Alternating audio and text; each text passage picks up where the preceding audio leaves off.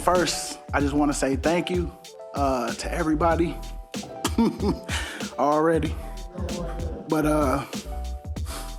y'all know I gave everything I had in this.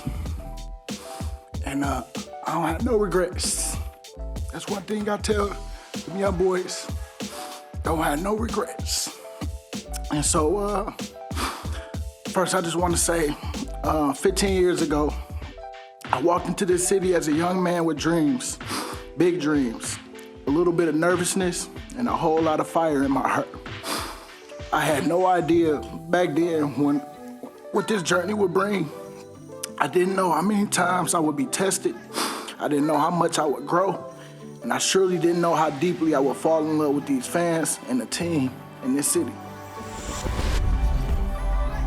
That's Brandon Graham, Eagles defensive end, announcing his retirement on Tuesday. And it would be hard to have any regrets when you're sitting there for your retirement press conference, flanked by a couple of Super Bowl trophies that were won during your career, one of which he had a direct hand in sealing the deal. The first Super Bowl championship. They had won an NFL championship before the Super Bowl. Any team that's won an NFL championship and not a Super Bowl was quick to point that out. But that was their first Super Bowl championship. He had a big role in that. He has two of them. He had a 15-year career. He was the 13th pick in the 2010 draft out of Michigan. And Chris, he was at first kind of a bust. He wasn't a starter for several years. He hung around. He improved. He became a full-time starter. He finishes with 15 seasons, tied for the most in franchise history, 206 regular season games played, the most in franchise history, 76 and a half regular season sacks, third in franchise history, 23 career forced fumbles, that's second in franchise history, and he only made it to the Pro Bowl once.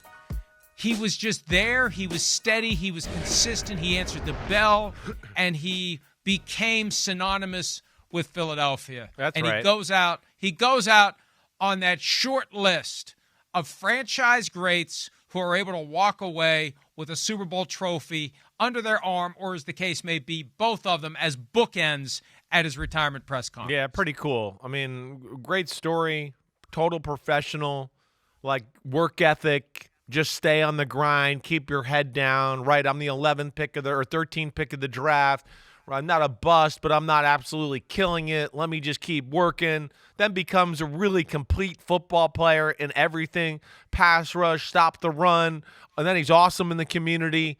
He kind of embodies a little bit of the Philly work ethic and everything there. So it's been a phenomenal career for Brandon Graham. It really has. And a guy that where you look at it and probably go, he probably could have played another year if he wanted to. But you're starting to see the body fall apart a little bit. And, yeah, what a better time now to go out on top after winning the Super Bowl. And the defense was, of course, such a special defense this past year.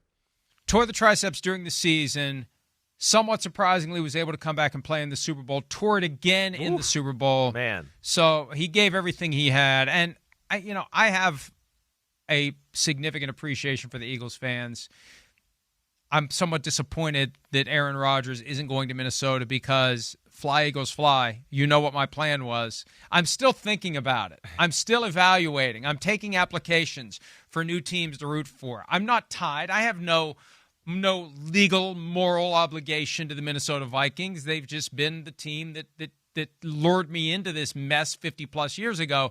But I really do identify much more with Eagles fans than Vikings fans. And Vikings fans are, except for the ones on the cesspool known as X, and I finally understand why they call it X, because X marks the spot of the cesspool. Some of the Vikings fans there are not very nice, but most Vikings fans are too nice. They don't demand more from the team.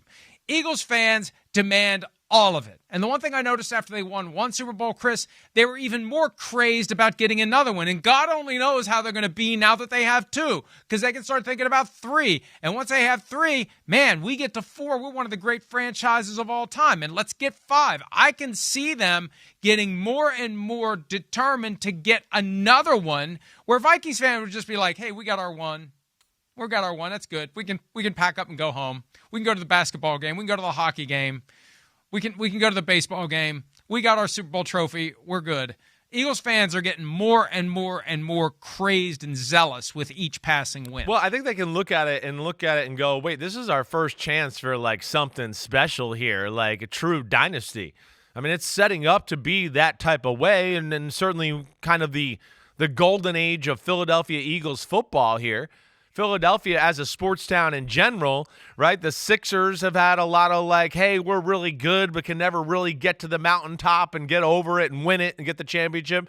The Phillies are competitive, a great franchise, don't get me wrong, but it's been, they're not exactly gone through a point in time in history where we went, man, the Phillies, look at them. They dominated this era or whatever. I know they've been good. Don't get me wrong. I hear you there. But they've never had that like some of the other cities have. Maybe like in New York with baseball or Boston with the Patriots or whatever.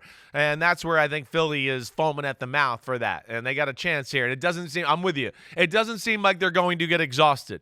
In fact, they're the type of group that everyone they win that's going to be a little bit more like, yeah, eat it in your face. We love it. And I think they, of course, as we know, thrive in that kind of environment. They do have some work to do to reload the cannon a little bit. We knew they would have to. It's impossible for a Super Bowl champion to bring everyone back. Graham is retiring. Milton Williams has signed with the New England Patriots. Josh Sweat, who could have been, arguably should have been the Super Bowl MVP, he signed with the Cardinals. Darius Slay was released. He landed in Pittsburgh. Isaiah Rodgers signed with the Vikings. And Chauncey Gardner-Johnson was traded to the Houston Texans. So, and hey, that's a lot of guys. That's a lot. But you know who's still there? Jalen Carter. And Zach Bond stayed. When you have Jalen Carter,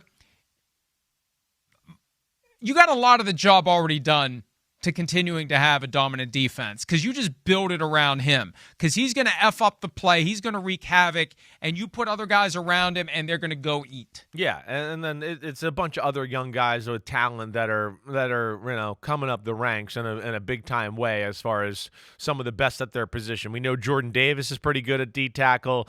Of course, Nolan Smith, the defensive end, is special, right? We've talked about they're so good that they stashed a guy on the bench in Bryce Huff who was making $17 million a year. We saw the two corners and how special they are. They got a nucleus right now that says they're not going anywhere anytime soon. All right, so Brandon Graham, I don't know if we played the B-roll, Super Bowl 52, the impressive play that he made to slam the door what a game. On any chance of the New England Patriots, because they could have scored. There was more than enough time.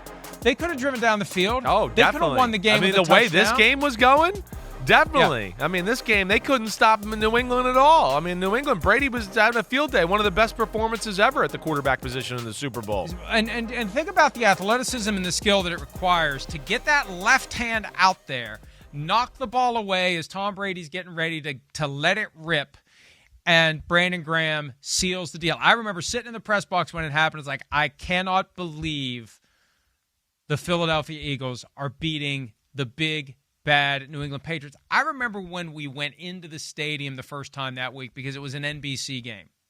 And I remember looking up, and they had a giant banner that they put over, I don't know, they put it over the glass. It was up near where the glass is at US Bank Stadium. And they have a giant banner with Tom Brady and Nick Foles. Yeah.